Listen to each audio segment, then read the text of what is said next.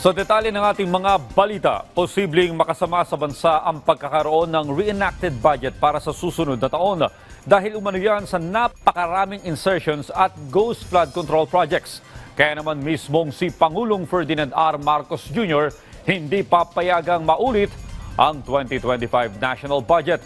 Ang detalye sa report ni Clazel Pardilla.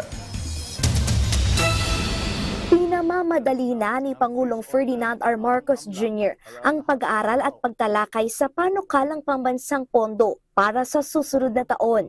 Ay, bilisan ang trabaho. Dapat bilisan ang pag-aaral. 6.793 trillion pesos ang proposed 2026 national budget na nasa period of amendments ng Senado.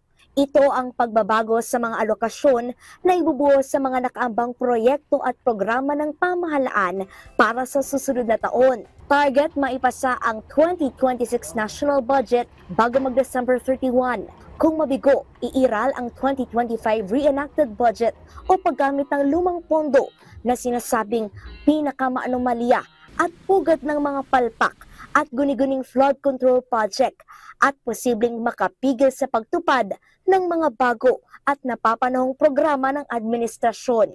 Ayaw po ng Pangulo ng reenacted budget. Alam po natin yan. So hanggat maaari, bilis-bilisan natin, although kahit tapos na yung kapos ang panahon, sana po mas mapabilis natin.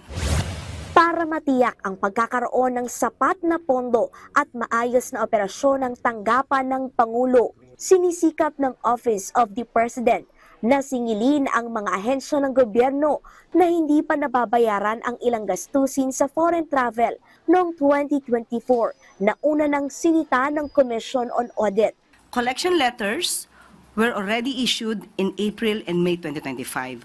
Of the said amount, 7,887,555.64 or 55% were already collected to date. The OP consistently monitors the outstanding bills through monthly aging report and sending of collection demand letters. Pinalaga ng Malacanang ang paninisi ni Cavite Representative Kiko Barzaga kay Pangulong Marcos na siya umanong dahilan kung bakit mayorya ng mga mambabatas ay nagkaisa na isuspende siya ng 60 araw. Sinasabit niya ang pangalan po ni Pangulo dahil sa kanyang pagkakasuspindi. Yes po. Unang-una po yung mga lewd photos na kanyang pinost. Hindi naman po kasama ang Pangulo nung ito ay kanyang ginawa. Hindi naman kasama ang Pangulo nung ito'y pinost. At yung mga sinasabi niya mga umanong disinformation laban sa AFP, hindi rin po yata kasama ang Pangulo sa kanyang mga umanong disinformation. So sa ating nakikita rito, ginagamit lamang ang pangalan ni Pangulong Marcos Jr. para ma-justify ang kanyang mga ginagawang disinformation. Nag-ugat ang suspensyon ni Barzaga dahil sa unethical behavior umano matapos ang kanyang sunod-sunod na atake sa gobyerno at pagpapalandra ng malalaswang larawan. Clazel Pardilla para sa Pambansang TV sa Bagong Pilipinas.